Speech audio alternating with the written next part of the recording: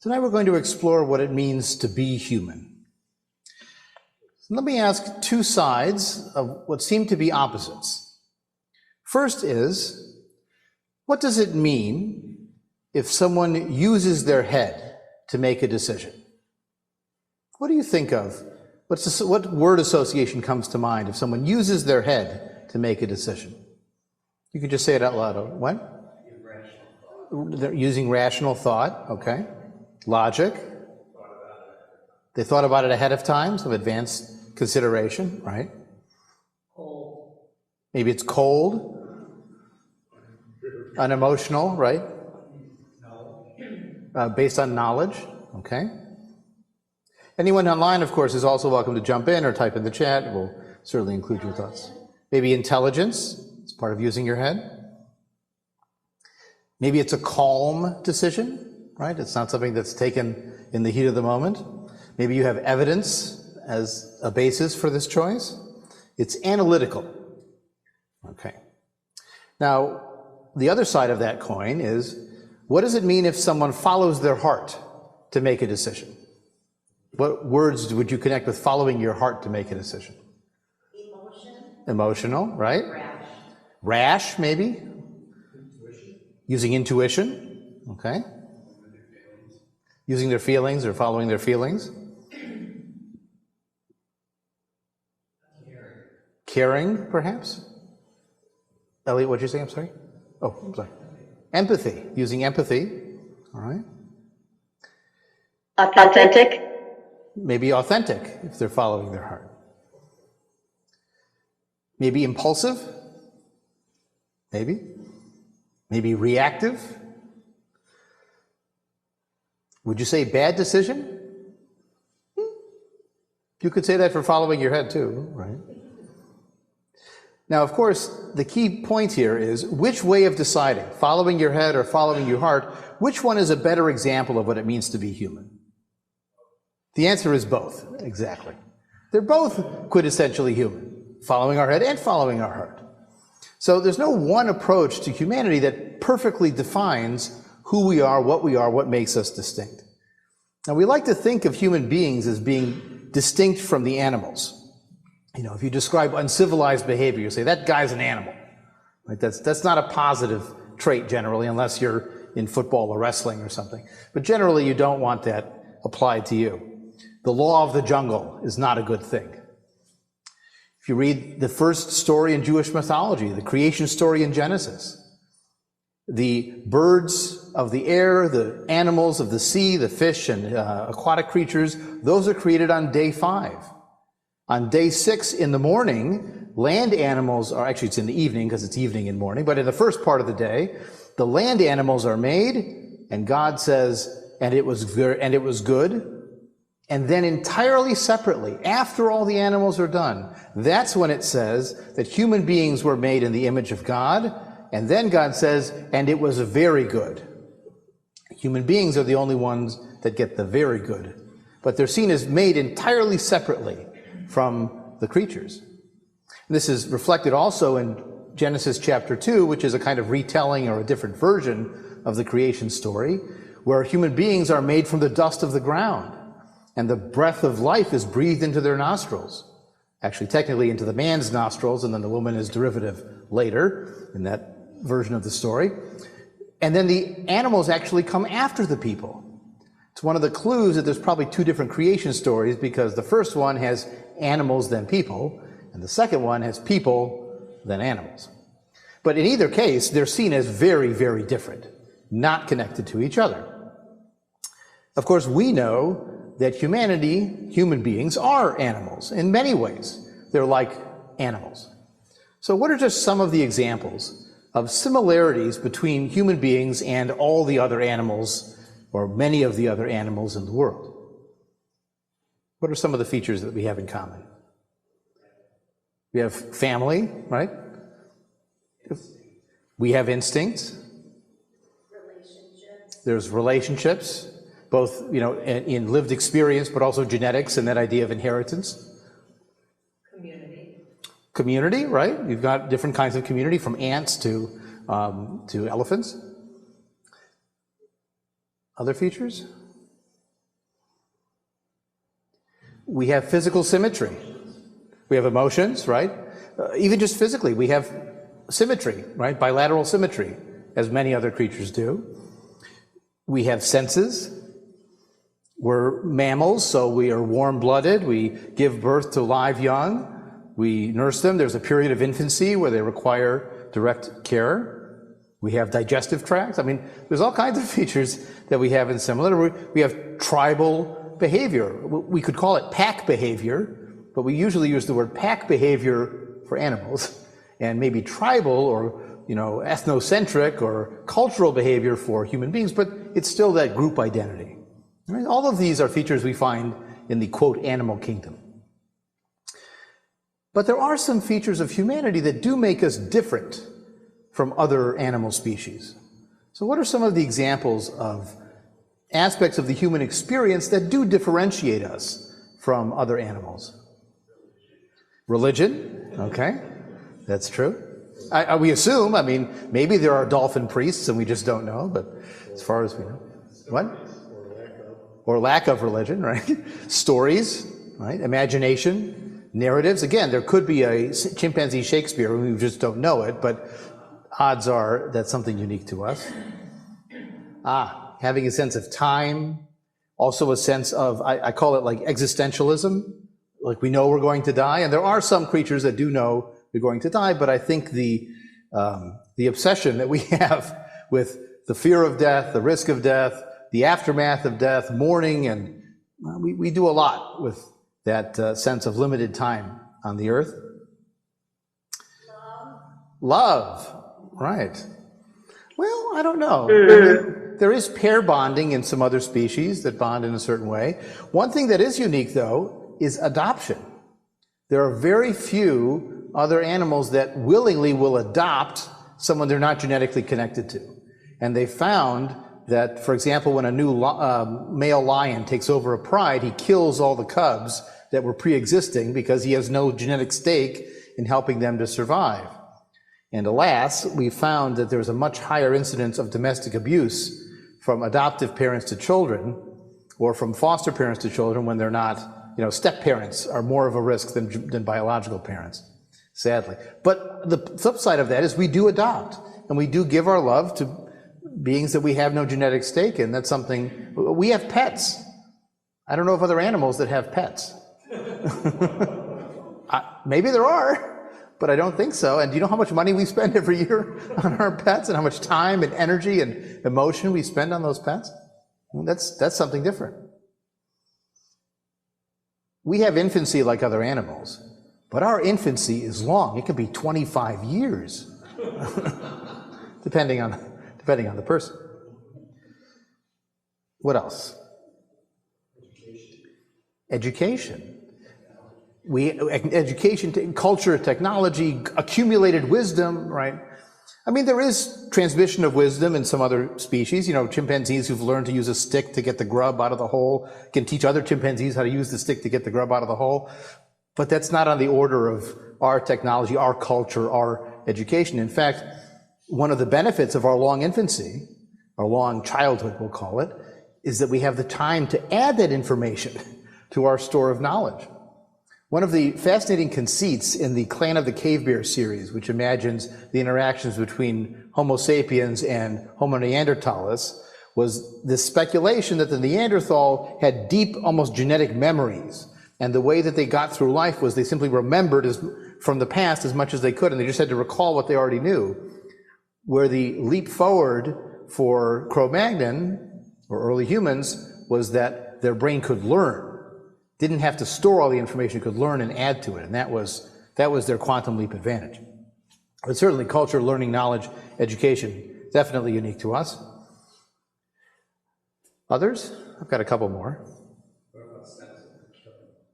Sense of killing? Oh, senseless killing. Yes. We kill our own species more than any other species kills their own species. Absolutely. We also have radically transformed our environment and the conditions of life more so than any other creature. Just the invention of agriculture. Think of what that did to transform our lives, sometimes for the worse, sometimes for the better. The use of medicine for us to cure diseases. Our longevity is radically different than it was in the state of nature.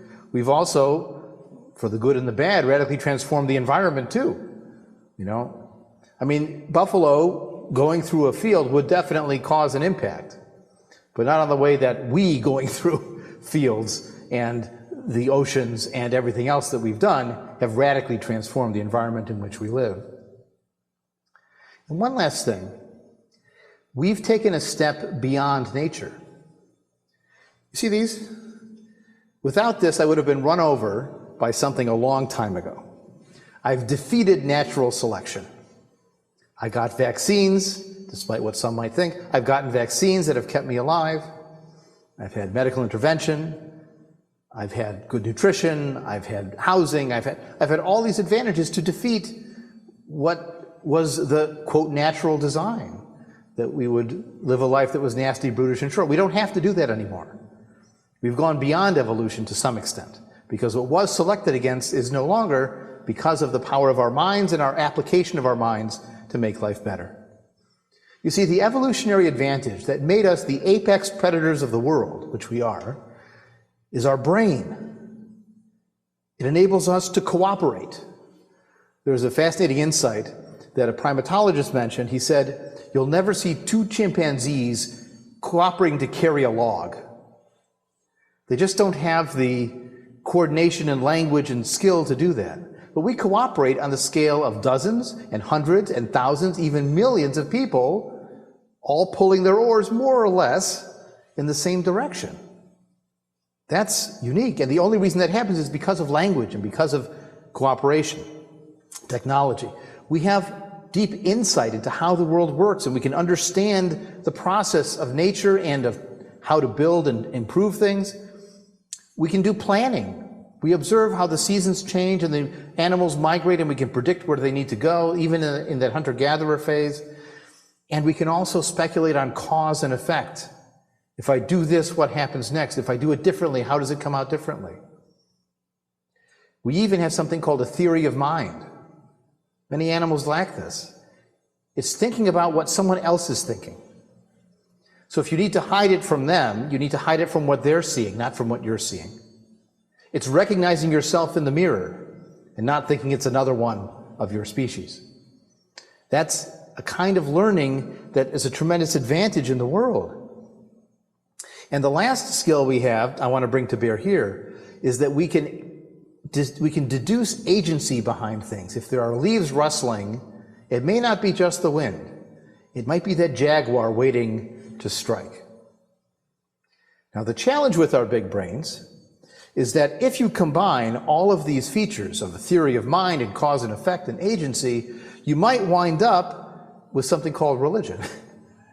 Because you see the wind blow, you see the lightning strike, and you think, well, there must be something behind it, and there must be a cause for that, and it has an effect, and maybe there's an agent that's making it happen.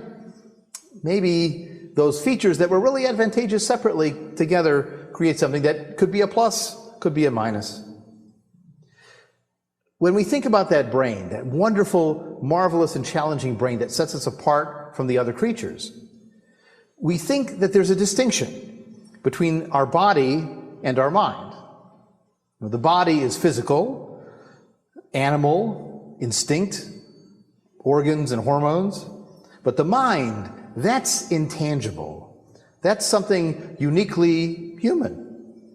Think about that description in Genesis, that people are made in the image of God. Does it mean they're as big as a God? No. It means they have a mind. It means they can think. Remember what brings him to life in Genesis chapter 2? It's the breath of life. It's something intangible. In Hebrew, the word for spirit is either ruach, which is the same word as wind, or neshama, which is the same word as breath. Linshom is to breathe. And you can think of, there's something ineffable about the human being that gives them life. It's not just oxygen, it's the spirit. It's the soul. It's something that comes in from beyond. And in Genesis chapter 3, when human beings are tempted to eat from the tree of knowledge of good and evil, they're tempted in part because the snake says, and then God fears, if they eat from this tree, they will become like gods, knowing good from evil. It's their mind. Their bodies will be the same. In fact, they'll be subject to death. It'll be something new. But their mind will be different.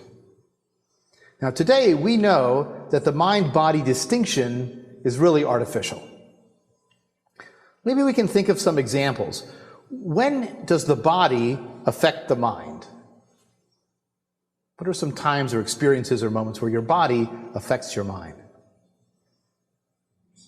If you're sick, right? You might feel loopy or fatigue, right? I'm sorry? If you're hungry, right? You could get irritable for all kinds of reasons. It affects your mood. It affects your rational evaluation of things. If you don't sleep. Right. Hallucination and lack of REM sleep has a big impact. If you exercise, you get endorphins and you might feel better about yourself. Physical pain can affect your decision making. Consuming substances changes how your brain works. And I have to say, sex changes how we think all the time. Either desire or result. Now, what are some examples where the mind affects the body? Depression, right? Lack of energy. Where do you carry your stress? Some people have sore necks, some people have backs, some people have legs, some people have headaches, right? These are body effects of things happening in the mind. Meditation. Oh, your hair? What do you mean? Oh, your head. Well, of course, if your mind is running a mile a minute, you'll feel it in a physical sense. Certainly meditation can lower blood pressure, reduce stress and fatigue. Of course, your mind can affect your health. Positive outcomes can come from positive attitudes. And of course, again, sex as a physical manifestation can be affected by mental factors as well. We know that too. You see, the mind, at its essence, as far as we know, is a series of electrical signals between brain neurons. That's who we are, that's personality, that's emotion, that's memory, it's all there.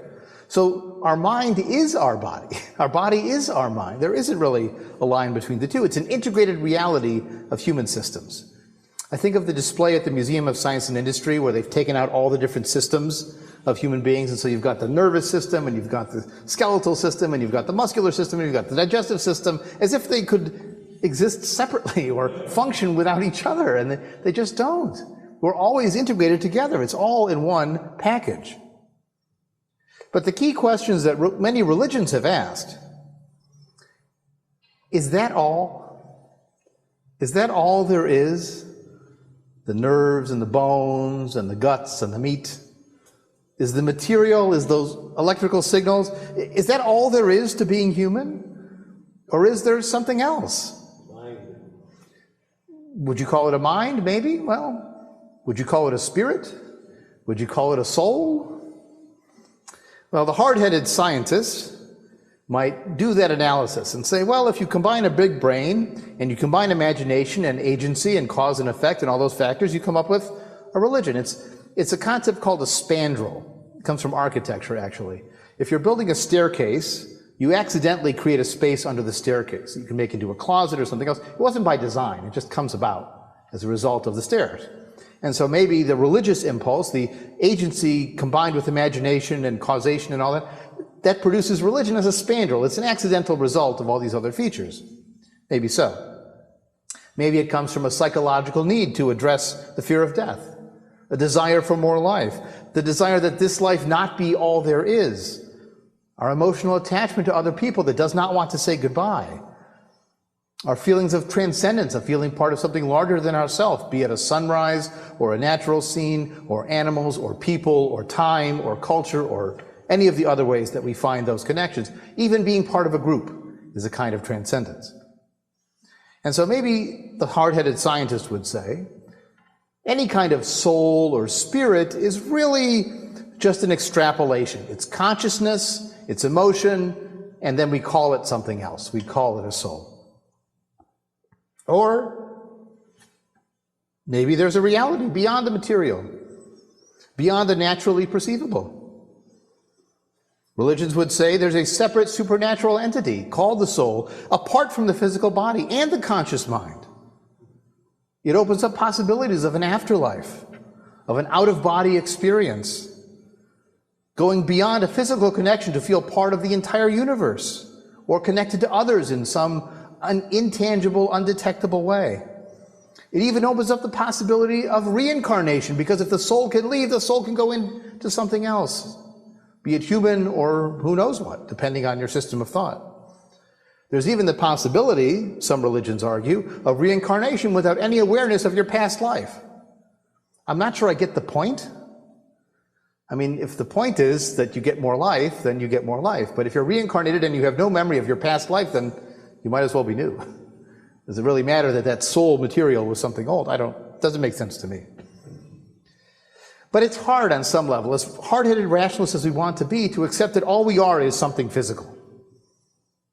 And yet the idea of soul may carry beyond what some of us think plausible. This is an ongoing debate, has been one in our movement in humanistic Judaism for 40, 50 years. Can a humanistic Jew be spiritual? Do we have a spirituality? And it ultimately comes down to, what do you mean by spirit? What do you mean by spirituality? Do you mean talking to the spirit world? Or do you mean uplifting the human spirit? Do you mean inspiration, which has the same root? We all need inspiration. And if your spirituality is inspiration, then this is a great home for you. What I wanted to do as a last stage of exploring this is to share some examples of poetry that I use at memorial services. Because memorial services are those moments when people are thinking in those terms. And some of these poems speak of a soul or a spirit and others don't, but I think all of them connect to that moment, describe that experience. Whether you call it a soul or a spirit or consciousness or mind or emotion, whatever you label it, the phenomenon of the human experience has its own resonance, whatever the vocabulary might be. This is called Earth Prayer by John Ruskin. There is religion in everything around us, a calm and holy religion in the unbreathing things in nature. It is a meek and blessed influence, stealing in, as it were, unaware upon the heart. It comes quickly and without excitement. It has no terror, no gloom. It does not rouse up the passions. It is untrammeled by creeds.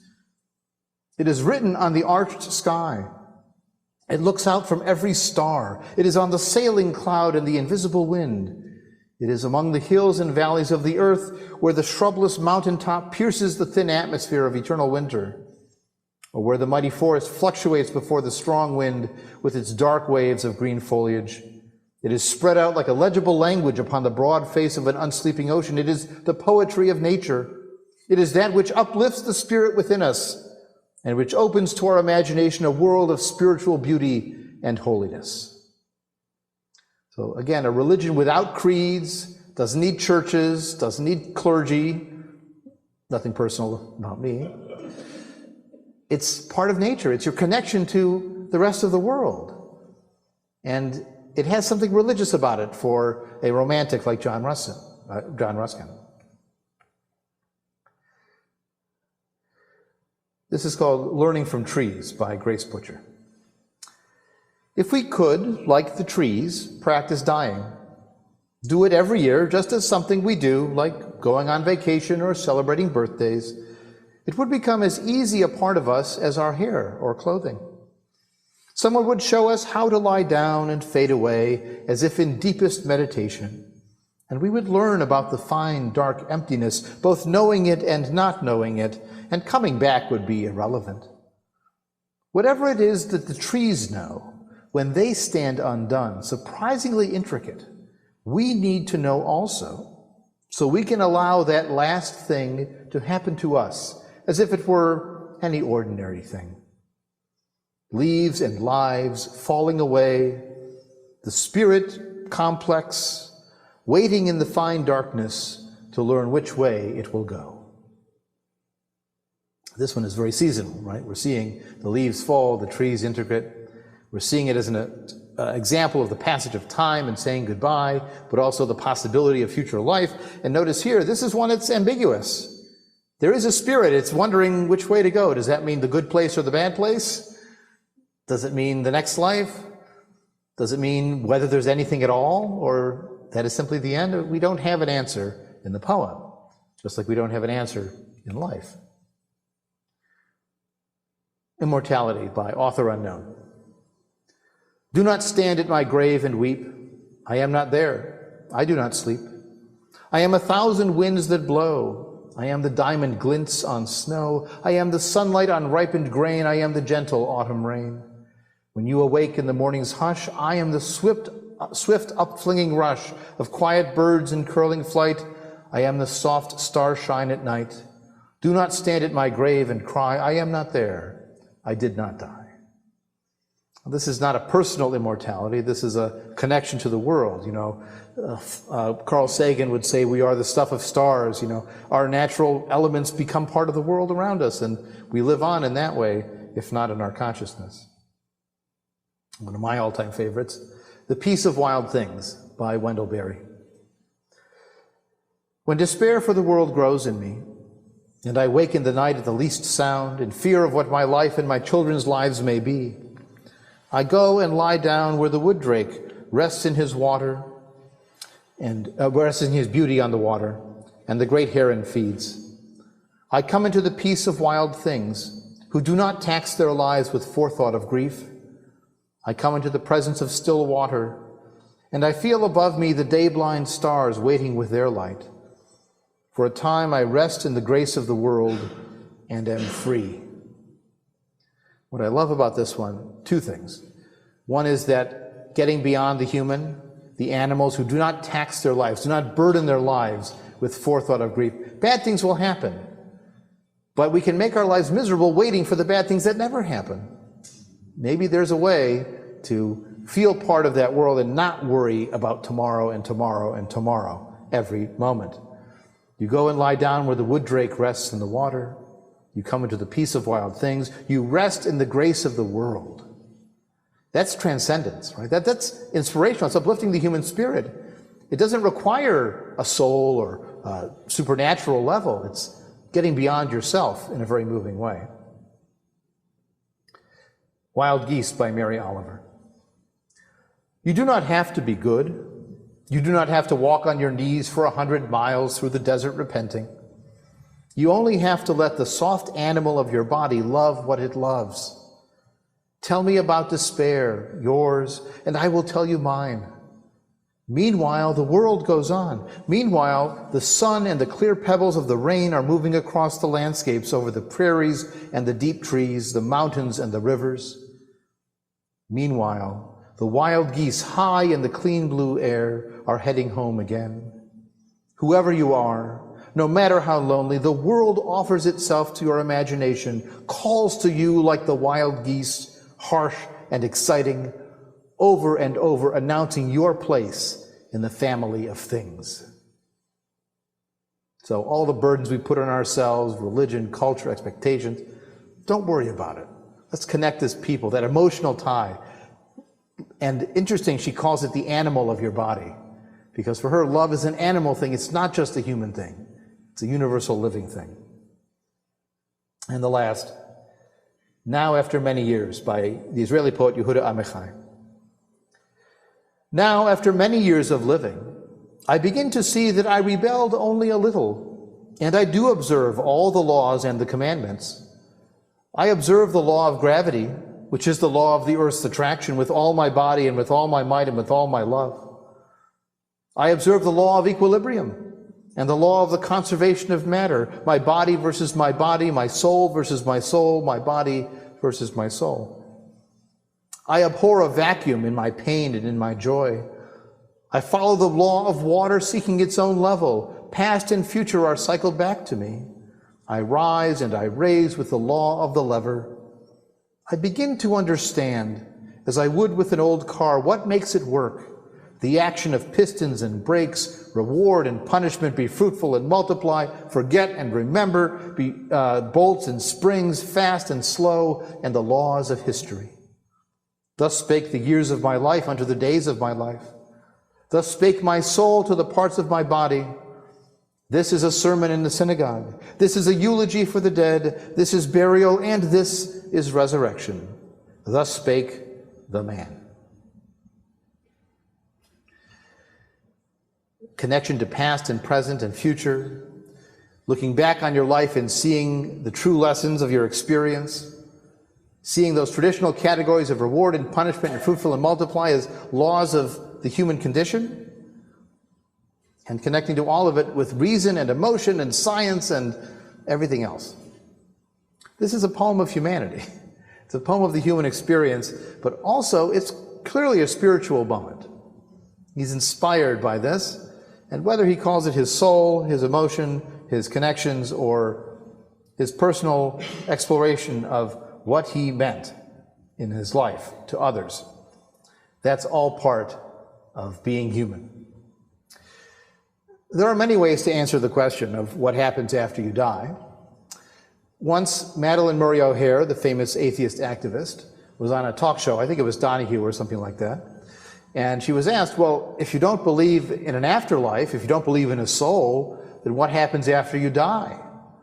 And she responded, you rot.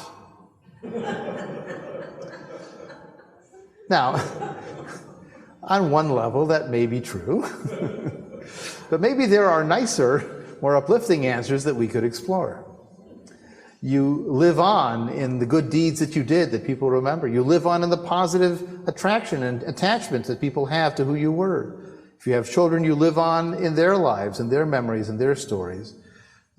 You live on in your impact in society. It could be a ripple in the water, it could have been a tidal wave, but that is part of who you are too. Your molecules live on in the natural world. There's all kinds of ways to feel part of something larger than yourself. Of course, the question of the soul may turn on that question, but do I live on? My consciousness, my sense of self, does that mean I have to picture a world without me in it? Maybe so. But that's why we have to do our best in the time that we have. If we don't know if our consciousness lives on, and maybe it doesn't, just in case, this is all there is, then we need to live this life as well, as meaningful, as deeply as possible. One of my favorite sayings I first heard from one of my colleagues, Rabbi Greg Epstein. He wrote in his first book, humanists believe in life before death. If you want our approach to soulful spiritual living, that's it. Let's live life before death.